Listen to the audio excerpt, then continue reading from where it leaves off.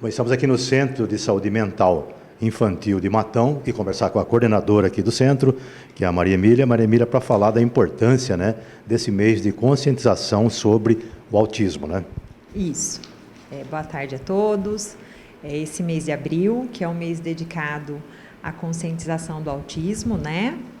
Que é aí um transtorno que tem afetado milhares de pessoas no mundo todo. Então, essa data, ela tem como objetivo conscientizar e informar a população sobre as questões do autismo. Basicamente, o que é o autismo, né? Porque tem muito estigma com relação a esse tema, né? Autismo ou transtorno do espectro autista é um transtorno do desenvolvimento que compromete habilidades importantes, né? Que é o que a gente chama de tríade do autismo. Então, a comunicação, interação social e comportamento. Hoje, como a gente fala a questão do espectro do autismo, então abriu-se um leque, né? Em que ele se apresenta em cada indivíduo de uma maneira, tá? Então é o que a gente fala assim, que autismo ele não tem cara, né? E ele é único. A pessoa com autismo, ela é única, não é um igual ao outro, né? Esses sintomas, esses sinais, eles se apresentam em diferentes níveis e gravidades. Por isso que é uma equipe multidisciplinar para acompanhar esses casos. Exatamente. Por isso que exige uma equipe multidisciplinar.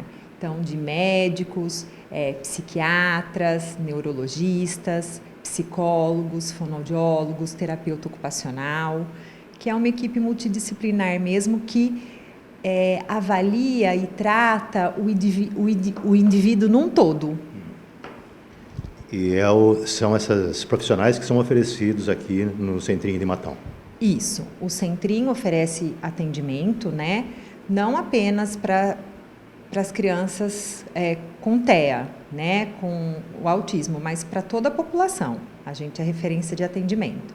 Então, para crianças de 0 a 13 anos, em todas essas áreas, de psicologia, fonoaudiologia, fisioterapia, terapia ocupacional, neurologia, psiquiatra, serviço social. Então, a gente oferece esse tratamento para a população. Agora, Maria Emília, estamos falando muito em diagnóstico precoce, não sei se existe esse tipo de diagnóstico, né? O que há de mito e verdade sobre essa ânsia de algumas mães, né, de algumas famílias, que está sendo discutido por conta aí do Abril Azul? Exato, né? Fala-se muito hoje sobre o diagnóstico precoce, que é muito importante, né? Então, quanto antes a gente faz os profissionais fazem esse diagnóstico, né? É importante, porque a criança tem os seus direitos assegurados, né? Tem seus direitos garantidos, porque hoje a criança com TEA, ela tem os mesmos direitos da pessoa com deficiência, né?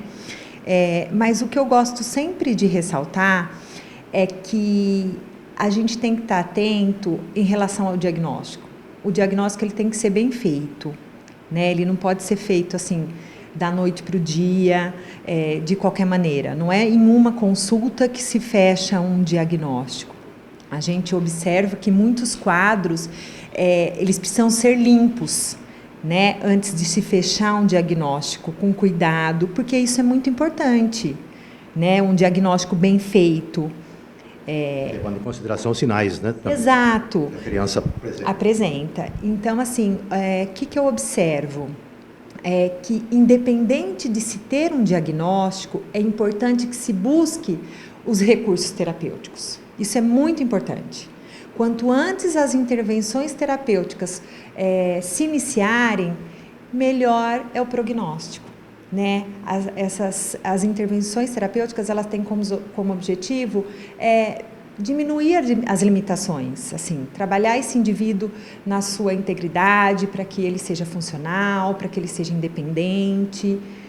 E isso, não quero que fique parecendo que eu estou falando que o diagnóstico não é importante. É importante, mas as intervenções terapêuticas podem se iniciar independente desse diagnóstico, entende?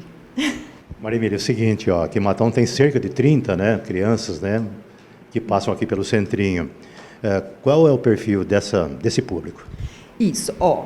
Na verdade, esses números estão começando agora, né? Ainda no Brasil a gente nem tem um número de pessoas com TEA, né? A gente tem aí uma informação dos Estados Unidos, que se chama CDC, que é um órgão que regulamenta doenças, e lá a incidência é em torno de 1 para cada 54, que é bem alta. No Brasil, a gente ainda não tem esse número. Porém, se eu não me engano, agora estão começando a falar sobre isso agora na questão do censo, que está começando, e parece que vão levantar esse número, né? Mas hoje, no centrinho, nós temos com um diagnóstico fechado, né? Que eu posso dizer assim, que são crianças com TEA. A gente tem aproximadamente 28 pacientes, né? Desses 28, uns 5, 6 são num nível de gravidade maior, assim. É o número que a gente tem hoje, né? Eu acredito, né? Eu penso que esse número tende sim a aumentar devido a questão de do diagnóstico mesmo. Que a gente observa na nossa rotina de trabalho? A gente observa que as famílias estão mais atentas, as escolas estão mais atentas, então eles têm buscado mais, entende? Então, assim, qualquer coisa que eles observam, meu filho está andando na ponta do pé, meu filho está muito irritado, o meu filho está com dificuldade aí, uma restrição alimentar. Então, eles já estão buscando, sabe? Então, tem se feito mais diagnóstico hoje. Então, acredito que esse número tende a aumentar. Você falou sobre direitos, né? Mas há uma desinformação com relação, né, a esses direitos, até por quem os tem, né? Como é que você vê essa questão? O que eu sinto é que tem desinformação, assim, do que eu tenho direito, qual que é meu dever, o que é possível. Então, eu acho que, assim... Do que já tem à disposição. Do que a gente já tem à disposição.